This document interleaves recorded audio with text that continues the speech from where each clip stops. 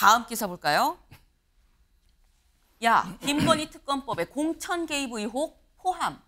여론 안 좋아. 필리버스터 진행 안 해. 근데 아까 신주호 의원님은 이게 여론이 안 좋아서 안 한 건 아니다. 지금 이 여론이 안 좋은 게 아니라 굳이 야당의 전략에 말려들고자 하지 않기 위해서 안 한 거다라고 말씀하셨는데 동아일보는 또 약간 다르게 해석을 했습니다. 윤 대표님은 어떻게 보세요? 저는 뭐 이번 추석 민심을 각자 유리하게 해석하는데 제가 보기에는 어느 시청자분이 저한테 카톡을 보내왔어요. 네. 추석 연휴에 TV에서 정치인들 안 나오니까 너무 좋다고. 그만큼 여야를 막론하고 이게 정치가 싫은 거예요. 그 추석 전에 한 일주일 전에 대타협에서 좀 조용한 적 있었잖아요. 네. 추석 끝나자마자 또 도돌이표 입법이 개시된 거잖아요. 그러니까 아마 대선 때까지 이재명 대표가 대선 나올 때까지 계속 특검 계속 할 겁니다. 그리고 또 국민의힘에서는 이거를 막지 않을 수가 없어요. 이게 특검법이 하나라도 통과가 되면은 개헌 저지선이 통과가 되는 거예요. 탄핵으로 바로 가는 거거든요. 그러니까 여기서 마지노선을 무너뜨릴 수가 없는데 저는 국민의힘이 왜 필리버스터를 안 했는지 좀 이해가 안 가요. 네, 국민의힘이 갖고 있는 방어의 수단이 의석수도 적으니까 별로 없잖아요. 끝까지 하는 데까지는 해봐야 되잖아요. 의사진행 발언, 불합리한 거를 해야 되잖아요. 김건희 특검법 같은 경우도 과거 최순실 특검이 90일이었거든요. 지난번에도 김건희 특검법이 100일이었는데 이번에 170일로 늘렸어요. 1년 내내 특검하자는 얘기거든요. 이런 거로 필리버스터를 통해서 국민한테 많이 알려야죠. 근데 이제 국민의힘이 안 한 이유는 김건희 여사가 관련됐으니까 김건희 여사 방탄 이미지가 고착되는 거 아니냐. 그리고 또 민주당도 필리버스터 하면 또 나오거든요. 네. 민주당에서 또 터뜨릴 수가 있어요. 그리고 또 국민의힘 의원들이 또 웰빙 체질이잖아요. 그러니까 또 악착같이 뭐 20시간 뭐 30시간 안 해요. 몇 사람만 참석하고. 그러니까 에이 포기한다 했는데 저는 그건 잘못됐다고 봐요. 아무리 힘들어도 여당이 소수 여당이라도 끝까지 노력하는 모습을 보여줘야죠. 그다음에 뭐 제의 요구해서 또 부결시키더라도 하는 노력하는 모습을 보여줘야 되는데 너무 일찍 무기를 내려놨다. 이런 면에서 좀 안타깝습니다. 네, 국민의힘이 웰빙 체질이다라는 말씀은 제 개인 의견임을 약간 밝힙니다. 근데 말씀은 이거 필리버스터 했어야 되는데 왜 안 했냐. 이거는 확실하게 했었어야 되는 사안이다라고 말씀을 또 하셨어요. 근데 이걸 좀 보겠습니다. 제가 특검법이 2번, 3번 제출되면서 점점 독해지고 있다고 그랬죠. 김건희 여사 특검법이 바뀌었습니다. 아까 뭐 이 기간도 특검 기간도 170일로 바뀌긴 했습니다만 공천 개입 의혹이 아예 특검법 안에 포함이 됐어요. 네. 어제 야당에선 이런 얘기를 했습니다. 들어보고 오실까요? 김건희 특검을 해야 할 이유가 또 하나 추가되었습니다. 윤석열 대통령 부부가 공천에 개입했다는 이 보도가 사실이라면 명백한 범죄입니다. 철저한 수사를 통해 명확하게 진실을 밝혀내야 합니다. 윤 대통령과 김건희 씨의 공천 개입 사실이 확인되면 탄핵의 스모킹건이 될 것입니다. 네, 다들 확인되면 사실이라면을 붙이면서도 요 공천 개입 의혹을 다 언급을 하고 있습니다. 그러니까 사실 지지난주였었나요? 이제 이 지난 총선 때 뭔가 공천 개입 의혹이 있었다란 얘기가 보도가 나왔었죠. 근데 그게 이따가 좀 쓱 사라졌었는데 어제 또 다른 보도가 또 나왔습니다. 뭐냐? 다음 기사 보시죠. 김 여사 공천 개입 의혹 재점화입니다. 그래서 사라지는 거 아니네 다시 나왔어요. 재보선도 개입했다. 근데 한편에선 소설 같은 얘기다 아니다라는 얘기가 같이 나오고 있다는 거죠. 그럼 어제 나온 얘기는 뭐냐? 지금 여기 재보선도 개입했다라는 얘기가 나오죠. 어제 보도를 좀 같이 보겠습니다. 어제 나온 보도는 이거였었어요. 대통령과 여사한테 전화를 해서 내일 김영선 발표하기로 했다라고 얘기가 나왔다는 거죠. 이게 무슨 얘기냐? 지난 2022년에 있었던 재보궐선거 때 창원 재보선에서 김영선 전 의원이 공천을 받은 건 김 여사가 힘을 써줬기 때문이다. 그래서 보궐선거 공천에 개입을 했다라는 게 어제 보도였습니다. 근데 그 전에 나왔던 보도가 사실 이거였어요. 지난 4월 총선 공천 때 개입을 했었다라고 이 얘기가 있었다가 스르르 사라졌죠. 왜냐하면 이게 뭐 앞뒤 말이 안 맞는 것 같은데라는 얘기가 있었습니다. 그리고 사라졌는데 그리고 난 다음에 다시 나왔어요. 근데 이 얘기 지금 다시 한번 재점화가 됐다라는 게 한국일보의 제목이에요. 신지호 의원님. 네. 마치도 공교롭게 요 공천 개입 얘기가 나왔을 때도 그때 또 저희 스튜디오에 나오셨었어요. 네. 그때 뭐라고 하셨었냐면 굉장히 단호하게 말씀하시기를 김영선 전 의원은 컷오프였는데 무슨 말이냐 그 말씀을 하셨었거든요. 근데 이건 네. 재보궐선거입니다. 네. 이건 어떻게 보십니까? 그 2020년 6월 1일이 그 지방선거 때 네. 7개 지역에서 국회의원 보궐선거가 있었고요.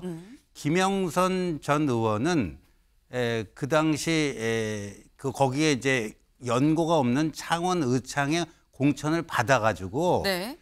그때 저도 좀 기억이 납니다만 당내에 대부분의 인사들이 의아해했어요. 네. 왜냐하면 그 4선 의원을 했는데 비례대표 2번을 초선 재선 네. 또 3선 4선은 여기 수도권의 경기도 일산에서 했거든요. 네. 근데 그분이 마산이 고향이라고 하는데 창원 의창은 마산도 아니에요.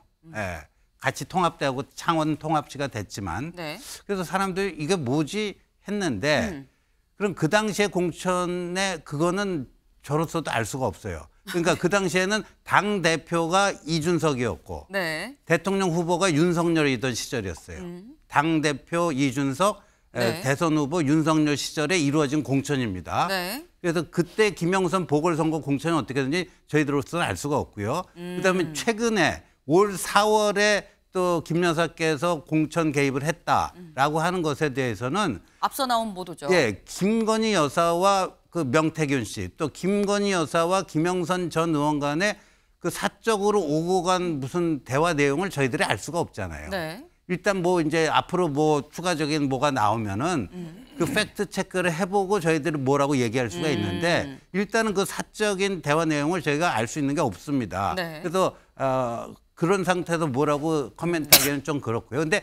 분명한 것은 네.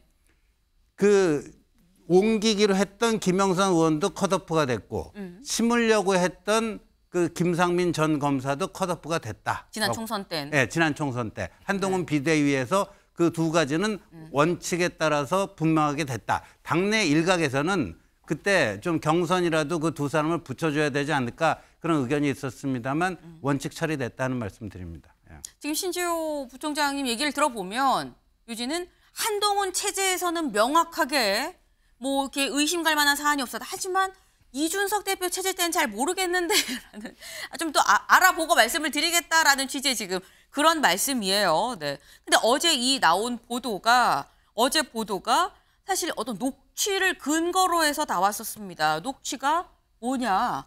요게 지금 녹취 내용이라는 거죠. 2022년 5월 9일 통화 내용이라고 공개한 녹취록에서 명 씨, 지금 명태균 씨입니다. 이 중간에 김영선 전 의원과 이른바 뭐 김건희 여사 사이에서 뭐 내가 힘을 썼다라고 주장을 하는 사람인 거죠. 이 명 씨는 한 지인에게 사모하고 전화해가 대통령 전화해가지고 내가 따졌다. 대통령은 나는 김영선이라 했는데 이라대 라면서 그래서 윤상현이 끝났어 라고 말했다. 녹취록에 요렇게 나와 있었다는 거죠.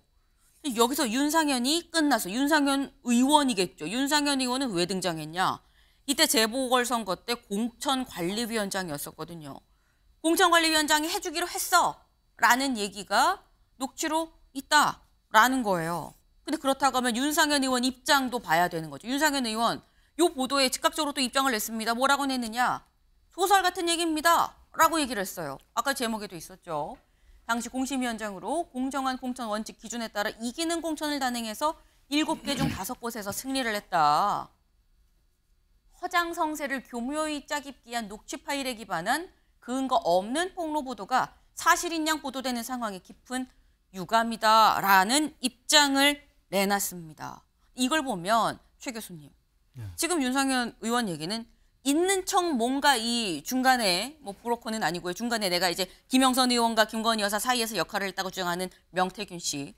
이 명 씨가 허세가 좀 있어서 이 사람 말에 노란하는 거예요. 다들 뭐 이런 취지의 윤 의원 얘기거든요. 그래서 정말 저게 사실인지 정말로 근거가 있는지 정확히 모르겠어요. 근데 뉴스토마토가 상당히 근거를 가지고 보도하는 것 같아요.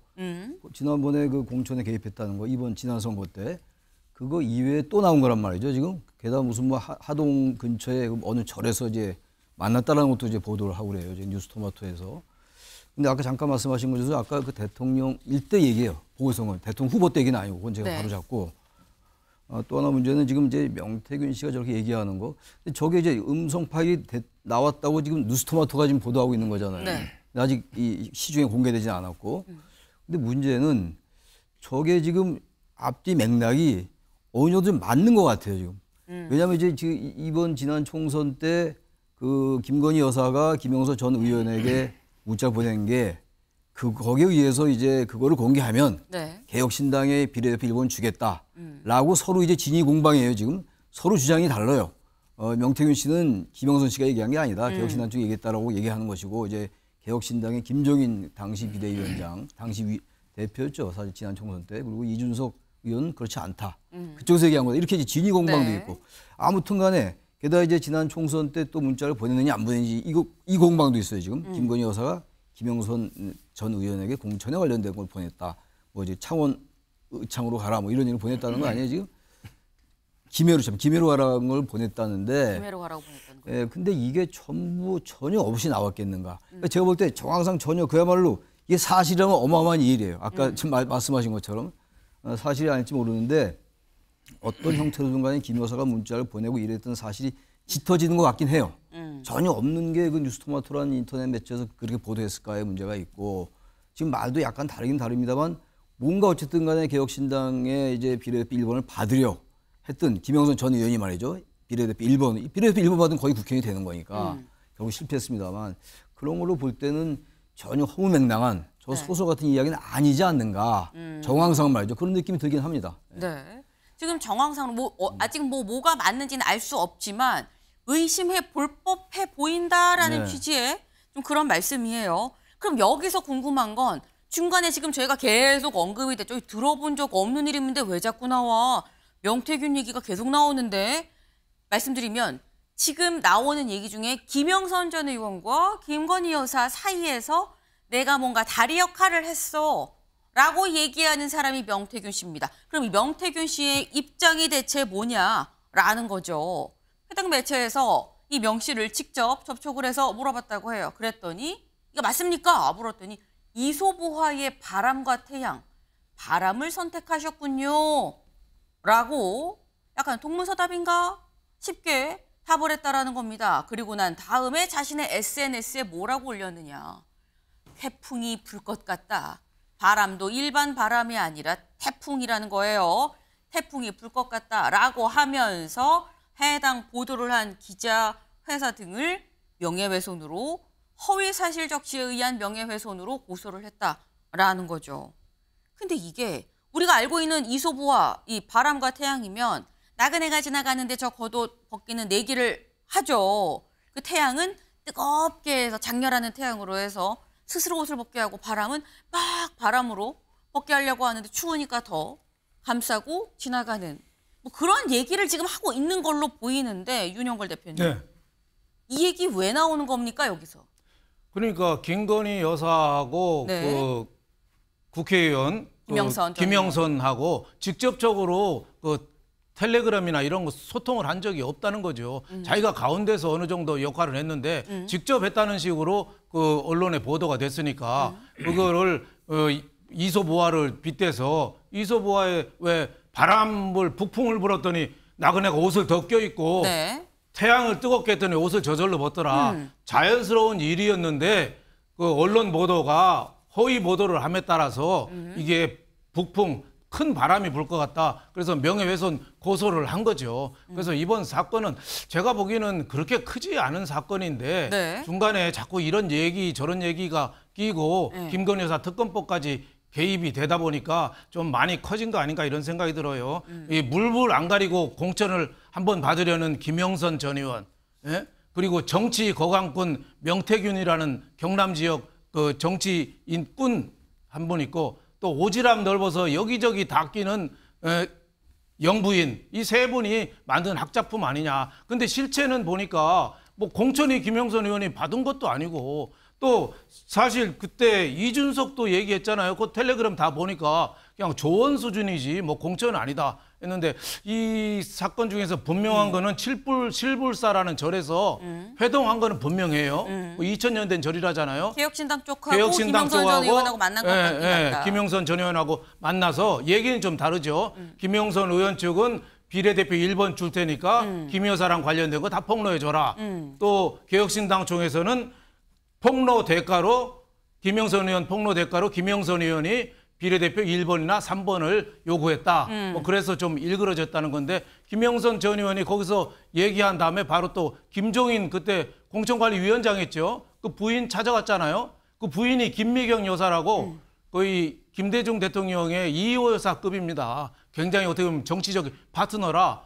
김종인 그 비대위원장 그 공천관리위원장이 네. 옛날에 더불어민주당 입당할 때 그 연설문도 직접 부인이 써줬어요. 그럴 정도로 굉장히 그 파트너십이 강하거든요. 네. 그분 찾아가서 부탁을 했는데 김종인 공천관리위원장이 쫓아버렸다는 거 아니에요? 했다는 거 아니에요? 그래서 김종인 의원이 비례대표를 5번 한 번이잖아요. 이분은 2번 했으니까 비례대표는 3가지가 있어야 되잖아요. 돈이 있거나 백이 있거나 운이 있거나 네. 그 2개, 3개 안 되니까 쫓아버린 거죠. 그러니까 이 김영선 의원 전 의원이 그 물불 안 가리고 저는 한번 공천 받으려고 뛴 데 따라서 나온 파열음이다. 저는 이렇게 보고 있습니다. 네, 한 말씀만 드릴게요. 제가 이거 좀 사소한 문제로 보지 않는 게 저는 이 정황이 2022년도 재보궐선거 때 얘기해요. 5월 달. 대통령 이미 5월 9일 날 취임을 했고 6월 달에 지방선거가 있었고 네. 2022년도 얘기입니다. 그리고 2024년도 얘기잖아요, 지금. 네. 두 가지가 같이 나와요, 지금.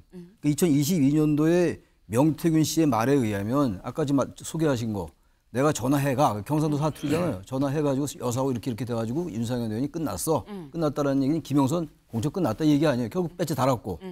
그게 하나 있고 지금 2024년도에 와가지고 김건희 여사가 김영선 전 의원에게 문자를 보내느냐 안 보내느냐 이거 가지고 논란 중이에요 지금. 근데 이제 그거를 봤다는 사람이 있다는 거 아닙니까? 근데 지금 그 명태균이라는 사람은 그렇지 않다고 또 얘기하고 있어요. 그러니까 뭔가 이게 전혀 사소한 게 아니라고 보는 게 2022년도에도 그렇고 2024년도 2년이나 흘렀는데 네. 5월이고 4월이고 거의 2년이잖아요. 2년이나 흘렀는데 이런 비슷한 얘기가 나온다는 거 봐서 김건희 여사가 상당 부분 개입해서 소지가 있다. 이건 간단한 문제 아닌 것 같아요.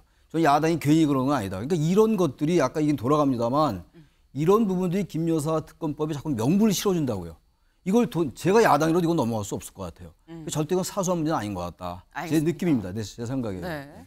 근데 한 가지만 간단하게 얘기하면요. 지금 이거는 2가지 의혹이 있는 거예요. 김건희 여사가 2022년 재보궐선거 또 올해 4월 총선에 개입했는지 안 했는지 네. 했으면 어떻게 했는지 하는 그 의혹이 있는 거고요. 2번째는 결국 국민의힘에서 원칙에 따라서 컷오프된 김영선 전 의원이 개혁신당 인사들과 칠불사에서 밀실 공천 거래를 하려고 했다 하는 거예요. 그 칠불사 회동 자체는 팩트잖아요. 거기에 대한 서로의 해석이 지금 다를 뿐이죠. 네. 근데 이거는 있어서는 안 될 그거 아닙니까? 김건희 여사에 대해서 폭로로 해주면 뭐 비례대표 1번 또는 3번 뭐 이런 얘기가 오갔다는 것 자체가요. 정말 추방되어야 할 구태 정치 중에 구태 정치 아닙니까? 이게 만약에 사실로 드러난다면 개혁신당은 당명을 수구신당으로 바꿔야 됩니다. 네. 지금 세 분이 다 한마디씩 하셨어요. 일단 윤영걸 대표님은 이건 그냥 국회의원 하고 싶은 김영선 전 의원의 욕심에서 시작된 좀 작은 일이 너무 커졌다라는 거. 그런데 최 교수님은 아니다. 작다고 보기에는 사안이 크다. 왜냐하면 2년에 걸쳐서 비슷한 의혹이 같이 나온 거 아니냐 말씀하셨는데 여기에 신 의원님이 아니다. 2년 전 거랑 24년도 거랑 이거는 별개 건으로 봐야 된다. 라고 또 말씀을 하신 거예요. 지금 다 조금씩 다릅니다. 지금 나온 얘기 일단 입장차가 있다라는 거죠. 김영선 전 의원 쪽과 아까 말씀하신 것처럼 그때 같이 만나서 공천에 대해서 얘기를 한 주체 개혁신당 쪽의 얘기가 다릅니다. 어떻게 다르냐 이거예요. 김영선 전 의원 쪽에선 김건희 여사랑 나눈 메시지를 공개를 내가 할 테니 응? 그러니까 개혁신당에서 나한테 요구를 했다. 내가 이걸 공개를 하면 개혁신당 비례 1번을 준다고 했다라는 게 김 여사 쪽의 얘기입니다. 그런데 개혁신당은 아니다. 우리가 아니라 본인이 달라고 요구를 한 거다. 그래서 우리가 안 된다고 거절을 했다.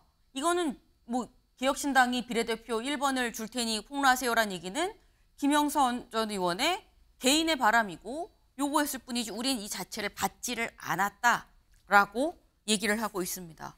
그러면서 그 당시 개혁신당의 공천관리위원장이 누구냐? 김종인 전 비대위원장이죠. 김종인 당시 공관위원장이 직접 이런 얘기를 했어요. 들어보실까요? 김영선 의원이 무슨 처음에는 뭐 1번을 달라고 그랬다가 나중에 3번 달라. 그건 뭐 얘기할 것도 없이 그건 거론의 가치가 없으니까 난 상대도 안 해버렸던 상황인데. 그러니까 이제 내가 그 문제에 대해서 일체 반응을 보이질 않으니까 김영선 의원이 우리 집을 또 많이 찾아왔던 것 같아요. 그러니까 우리 집 사람도 전혀 만나주질 않다가 예. 하루는 출근하는 길에 마주치게 돼서 할 수 없이 만났다는 거예요. 예. 당신이 개혁신당에 비례가 되면은 개혁신당은 망한다. 그러니까 그 말 끄집어내지도 말아라 하고 보내버렸대요. 네. 지금 아까 나온 얘기도 좀 비슷합니다. 그러니까 개혁신당 쪽의 얘기는 아니 김영선 전 의원 쪽에서 자꾸 얘기를 하는데 우리가 안 된다고 거절하고 또 거절하고 또 거절한 거예요. 라고 지금 얘기를 하고 있어요. 근데 양쪽 얘기가 완전히 다르죠. 임세현 대변인님. 지금 세 분 다 얘기하고 혼자 남으셨어요. 말씀해 보시죠. 이게 이제 1차 공천 개입, 예를 네. 들면 재보선은 1차 공천 개입이라고 저는 보여지고 이번 총선이 2차 공천 개입이라고 보여지는데 이 두 개를 분리를 해야 됩니다. 그럼 일단 첫 번째는 1차 공천 개입인 이 재보선 요 문제에서는 실제로 공천이 돼서 의원이 되셨습니다. 근데 그 당시의 상황을 보면 이 명태균 씨의 통화에 의하면 그 당시 5월 9일에 이제 했던 통화에서 내일 발표 날 거야. 내가 뭐 이래 해서 뭐 윤상현이 뭐 끝났어. 내일 발표 날 거야. 정말 내일 발표가 나요. 5월 10일인 이제 대통령 취임식이죠. 본인은 취임식 간다고 얘기도 하면서 발표가 납니다. 그리고 본인은 진짜 취임식에 참석을 했어요. 보면은 옆에 굉장히 VIP석, 예를 들어 윤석열 대통령 아버님이신 윤 교수님이랑 막 그 근처에 앉아 계십니다. 그러니까 이제 굉장히 VIP로 보여지는 것이죠. 그리고 이렇게 됐었고요. 근데 두 번째 공천 개입에서 이 개혁신당과의 문제가 나온 것이잖아요. 그러면 뭐 다른 거는 다 모르겠고요. 그러면 확실한 것은 이거잖아요. 이 말을 다 종합하면. 김건희 여사가 메시지를 보냈다는 것은 여기서 다 증빙이 된 거 아닙니까? 지금 여기서 이 메시지 요구하며 요구를 했다. 1번 네. 요구했다. 안 된다고 했다. 그다음 김종인 전 대표도 뭐 그 1번, 3번 요구해서 메시지 했다. 그러면 김 여사가 어쨌든 공천에 관련해서 이래라 저래라 김영선 의원이든 아니면 혹여나 그 명태균 씨한테든 이야기를 한 거는 사실인 거잖아요. 그거 자체가 공천 개입인 겁니다. 이게 되고 안 되고의 문제가 아니라 공천에 대해서 뭐 공당의 공천에 대해서 아무도 권한 없는 사람이 이래라 저래라. 근데 그게 특히나 대통령이나 대통령 부인이면 매우 큰 문제인 거고 이거는 굉장히 위법 사항인 것입니다. 이게 가장 중요한 게 아닌가 싶습니다. 네. 저 하나만 또 얘기 드릴 것은 그 당시 이제 1차 공천 개입인 재보선 사태에서는 예를 들어 그 당시는 이준석 비대위원장, 이준석 대표였죠. 그다음 네. 공천관리장을 딱 찍어준 사람이. 그럼 과연 이준석 대표는 그걸 몰랐을까요? 본인이 대표인데 공천에 관련된 사안, 그다음 7개밖에 없는 선거구에서 과연 네. 이걸 몰랐을까요? 좀 그게 의심되고 그 과정에서 혹시나 뭔가의 외부의 개입을 과연 몰랐을까? 몰랐으면 무능한 것이고요. 알았으면 사실상 공범에 가까운 거 아니겠습니까? 그럼 2차 공천 개입, 이때는 지금 한동훈 대표일 때인데 모르겠어요. 한동훈 대표도 여사님과 무슨 관계가 있는지 모르겠습니다만 뭐 전당대회 때 뭐 그럼 제가 메시지 있는 거 더 보여주면 되겠습니까? 막 했던 거 보면 뭔가 이상한 거 아닌가 하나의 의심이 들고 두 번째는 이제 또 이준석 대표가 등장을 합니다. 개혁신당 관련해서. 그럼 네. 이준석 대표는 1차, 2차 다 등장하는 건데 그 입장이 되게 명확하지 않은 게 저는 이것도 제대로 된 답변을 해야 되는 거 아닌가 싶습니다. 지금 말씀은 일단 어쨌거나 김 여사 얘기를 우리 야당에서 하는 이유가 김 여사가 텔레그램 메시지를 보냈다는 건 확인이 된 거 아니냐라고 말씀하셨어요. 근데 메시지를 보냈는데 무슨 내용으로 보냈느냐? 아까 그래서 중요한 포인트가 될 수 있는 거죠, 사실. 근데 이 텔레그램 내용을 직접 봤다는 A 의원이 있습니다. 보도에도 나왔었죠. 이 A 의원이 그거 저예요라고 밝히고 나섰어요. 직접 들어보실까요? 뭐 민주당 요즘 방송 보면은 되게 막 저한테만 뭐라 그러면서 예? 이준석은 네가 뭔데 아니라고 하는 거냐? A 의원, B 의원은 봤다는데 이러거든요. 봤어요? 문자? 그러니까 거기서 A 의원 전데 네. 이거 약간 꼬인 거예요. 이게 지금 보니까 실제로 그 메시지 그 캡처를 가지고 있는 사람은 제가 알고 한 명밖에 없어요. 그런데 보면 지금 뭐 몇십 명이 봤다고 하면서 하는데 본 사람들의 견해는 일치하거든요. 이거는 공천 개입을 하기는 약간 애매하다. 네, 이준석 의원이 그 텔레그램 봤다는 사람이 나예요 라고 얘기를 합니다. 근데 내가 봤을 때 이건 좀 공천 개입이라고 보기 애매한 내용이다 라고 얘기를 합니다. 그러면서 어제 저녁에 이런 SNS 글을 또 올렸어요. 애초에 공천 개입이 애매하다고 했었던 이유가 텔레그램 내용이 김영선 전 의원 측의 요청을 그분이 돕기 어렵다는 취지였었다. 근데 도대체 뭘 바라고 이 판을 끌고 나가는 건지요? 라고 어제 저녁에 이준석 의원이 또 SNS에 글을 올렸습니다. 그러니까 이준석 전 의원이 내가 텔레그램 내용을 봤을 땐 이건 김영선 의원이 나 좀 도와주세요 라고 한 거에 대해서 김건희 여사가 나는 도와드릴 수 없습니다 라는 내용을 답으로 보냈다. 그래서 이거를 공천 개입으로 볼 수가 있느냐? 라고 얘기를 한 거예요. 근데 그러면서 한 얘기가 또 이겁니다. 도대체 뭘 바라고 이 판을 끌고 나가는 거지요? 이 판을 끌고 있는 주체가 그럼 신지호 의원님 네. 누구라는 거예요? 글쎄요, 저도 모르겠어요. 누구한테 저 얘기를 했는지 뭐 이 판을 끌고 나가는 네. 건지요. 네. 그러니까 뉴스토마토가 저거를 지난주에 첫 번째 단독 보도, 어제 또 두 번째 단독 보도 했으니까 네. 뉴스토마토고 뉴스토마토 배후에 또 누가 있다라고 생각하는 것 같아요. 이준석 의원은. 근데 재밌는 거는요. 네. 지금 민주당 측에서는 이제 여사의 이 공천 개입이다. 그리고 특검법에다 그것까지 어제 긴급 추가하지 않았습니까? 네. 그렇게 되기를 바라는 거죠. 확인도 안 된 사실을 가지고. 근데 재밌는 거는 이준석 의원도 여사의 공천 개입이라고 보기 힘들다. 그 입장 지금 표했잖아요. 네. 그다음에 두 번째, 지금 대립점에 서 있는 명태균 씨도 어제 뉴스토마토를 고소하면서 그 여사하고 텔레그램 문자를 주고받은 거는 김영선이 아니라 나다. 근데 여사는 김영선 의원이 도와달라는 그 요청에 대해서 그 내가 그런데 뭐 함부로 이렇게 하기는 뭐 어렵다는 취지의 답변을 보내왔다. 그러니까 이게 저는 구체적으로 그 메시지를 제가 본 게 아니니까 여사께서 뭐 개입을 했는지 안 했는지 지금 판단하기 어렵다고 말씀드렸잖아요. 네. 팩트를 정확하게 모르니까. 근데 네. 이준석 의원도 그렇고 명태균 씨도 그렇고 둘 다 여사의 공천 개입이라고 볼 수는 없다라는 점에서 묘하게 또 공통점이 있어요. 네. 지금 말씀 중에 나왔죠. 사실 지금 저희가 본 건 텔레그램을 본 이준석 의원이 김 여사가 공천 도와줄 수 없어요라고 얘기를 했다라고 했는데 이준석 전 의원 말고 말씀처럼 지금 명태균 씨도 어제 뭐라고 얘기를 했느냐 이렇게 얘기를 했다는 거예요. 김 여사가 김영선 전 의원이랑 직접적으로 텔레그램 메시지를 주고받은 적이 없고 나랑 메시지를 주고받았는데 근데 여기서 이준석 직접 봤다는 거죠. 이준석 천하람 의원한테 그걸 보여준 사람도 나다. 근데 그 내용이 어떠냐. 메시지에 김 여사가 김영선 전 의원한테 김해로 이동해 줄 걸 요청한 내용이 없다. 그에 따른 지원 방안 등도 없다라고 얘기를 했다라는 거예요. 그럼 약간 이렇게 되면은 김 여사랑은 좀 무관한 거 아니야라는 생각이 드는데 사실 이 와중에 또 얘기가 우리 들어봐야 될 당사자가 있죠. 엄밀히 말하면 김영선 전 의원입니다. 윤영걸 대표님. 예. 김영선 전 의원이 지금까지 아무 얘기가 없습니다. 어떻게 해석해야 되죠? 그러니까 이번 사태의 핵심은 저는 김건희 여사나 국민의힘이 아니고 네. 개혁신당하고 김영선 전 의원의 문제가 아닌가 싶어요.